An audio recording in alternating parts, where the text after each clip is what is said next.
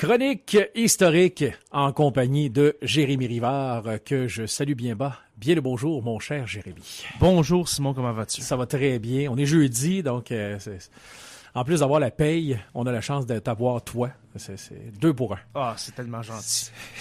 Surtout la paye. Non, c'est pas. Ouais, c'est ça. Alors, dans quel monde mystérieux du Kraken ou autre nous emmènes-tu aujourd'hui? Ben, peut-être un jour, Simon, on va parler de légendes et puis de créatures... Mythiques. De créatures, oui, mythiques. Et, le retour de Moby Dick. Ouais, c'est ça. Mais aujourd'hui, on va parler de la création d'un village au Témiscamingue. Oui. Alors, en commençant la chronique, tu vas deviner de quel village on parle, mais on parle de la création d'un village très connu au Témiscamingue. OK. Je t'amène premièrement en 1909. En 1909, le 24 mars 1909, la municipalité de Canton Nédelec est créée. Alors, dans le fond, qu'est-ce qu'on va faire? C'est qu'en 1909, on va créer une espèce de... C'est un canton, mais c'est une municipalité de canton. OK. OK? Ça veut dire que ce canton-là est dédié à une municipalité qu'on va appeler Nédelec. Tout simplement. D'accord? Et puis, à l'époque, on parle, quand on parle de Nédelec, c'est comme c'est ça, c'est un canton. Le canton au nord, on va l'appeler la tête du lac. Okay? À la tête du lac, on a le canton de Nédelec. Et puis, au sud, on a le canton de Guigues. Après ça, plus au sud, le canton du Hamel, etc. Alors, la colonisation du canton de Nédelec se fait en plusieurs endroits. Premièrement, comme j'ai dit, on va avoir la fondation, le village de Nédelec que nous connaissons. On va avoir Témiscamingue-Nord et puis Notre-Dame-des-15. Est-ce que tu connais Notre-Dame-des-15? J'irais avec Notre-Dame du Nord, mais non, je pourrais pas te dire. Non, hein? Moi, en faisant la recherche pour cette chronique-là, j'étais là, Notre-Dame-des-15. Ouais. Ça vient, c'est quoi? Ça vient de où?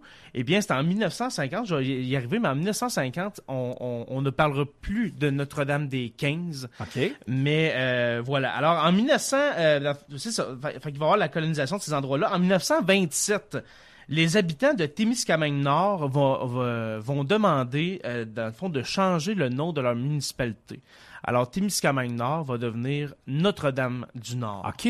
OK. Alors, Notre-Dame-du-Nord, qui est située sur la rive nord, dans le fond, de la rivière des Outaouais, juste avant que la rivière se déverse dans le lac Témiscamingue. Oui. Alors, au nord, on va avoir Témiscamingue-Nord, qui devient en 1927 Notre-Dame-du-Nord. Et puis, de l'autre bord de la rivière des Outaouais, on a Notre-Dame-des-15. Alors, on a un petit village, quelques maisons, situé sur la rive sud de la rivière des Outaouais, Notre-Dame-des-15. Et puis, c'est en 1950, dans le fond, que Notre-Dame-du-Nord et Notre-Dame-des-15 vont faire des demandes au gouvernement québécois pour dire on veut une fusion, on veut fusionner Notre-Dame-du-Nord et Notre-Dame-des-15 pour devenir Notre-Dame-du-Nord. Tout simplement. Tout simplement. En haut ou en bas du pont, c'est Notre-Dame-du-Nord. Les deux villages étant un en face de l'autre, et puis il ne faut pas oublier que dans ce temps-là, au début pendant la colonisation du Témiscamingue, il faut qu'il y ait minimum 8 km entre les villages. Oui. OK, fait que là, on a Notre-Dame-du-Nord, Notre-Dame-des-15, un en face de l'autre. Qu'est-ce qu'on fait? Il n'y a pas 8 km entre les deux, là, mais vraiment pas. Là. Exactement. C'est à peine quelques dizaines de mètres. Là. Ben oui. C'est ça, quelques centaines, dizaines, centaines de mètres. Alors, on va demander la fusion qui va être acceptée. Excusez-moi. Alors, ça va être accepté. Puis l'année suivante, en 1951, eh bien, la fusion va être officielle. Notre-Dame-des-15 va se greffer à Notre-Dame-du-Nord. Et puis, dans le fond, Notre-Dame-du-Nord va être reconnue dans sa colonisation, si on peut dire, dans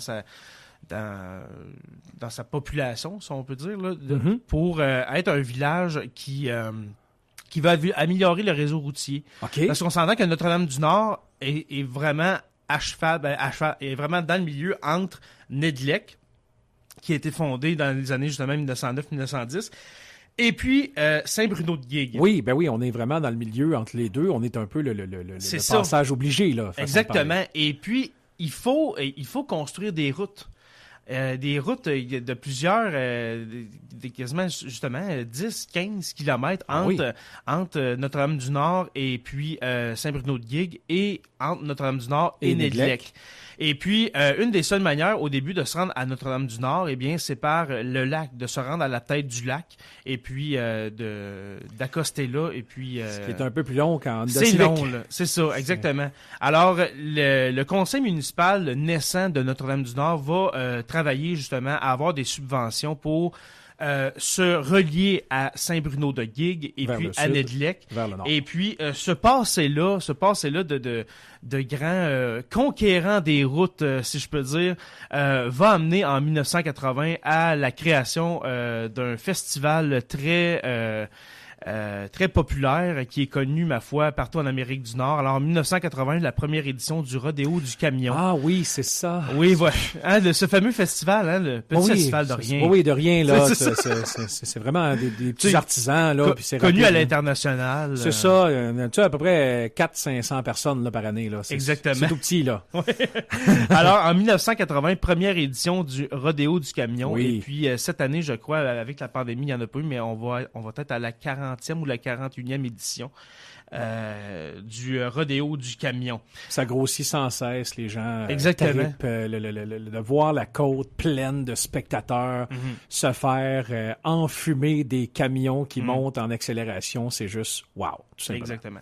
Et puis, c'est ça, d'où ça vient, justement, l'idée du Rodéo du Camion. Ben, ça n'a pas été créé à cause de ça, mais le passé des habitants de Notre-Dame-du-Nord, ce sont des gens qui... des constructeurs de routes, mon cher. Alors, voilà cette petite histoire de Notre-Dame-du-Nord, mon cher. Et que d'autres, là, on s'entend, là, ça c'est une parcelle. J'ai parlé un peu de Nédlec, mais c'était surtout pour Notre-Dame-du-Nord, cette chronique. Je savais pas que ça s'appelait Témiscamingue Nord avant. Témiscamingue Nord, on avait Témiscamingue Sud. Ben, moi, dans ma tête, il y avait juste Témiscamingue Sud. Là. C'était comme le Nouveau-Brunswick. Il n'y avait pas d'ancien Brunswick. Ouais, là. Dans ma tête, il y en avait juste un. Exact. Et je savais pas l'existence de ça. Et encore moins Notre-Dame-des-Quinze, c'est-à-dire le sud du pont, la façon de parler, qui regroupait une partie de Notre-Dame-du-Nord à l'époque, mais qui n'était pas encore relié avec. Je n'étais pas au courant. Donc, c'est bien, et c'est puis, bon. le pont va être... excusez, mais le premier pont va être construit entre Notre-Dame-des-Quinze et Notre-Dame-du-Nord tout de suite, dans le fond, après la fusion. Après la fusion. Il y avait un pont, mais on va construire le pont que l'on connaît quelques temps plus tard.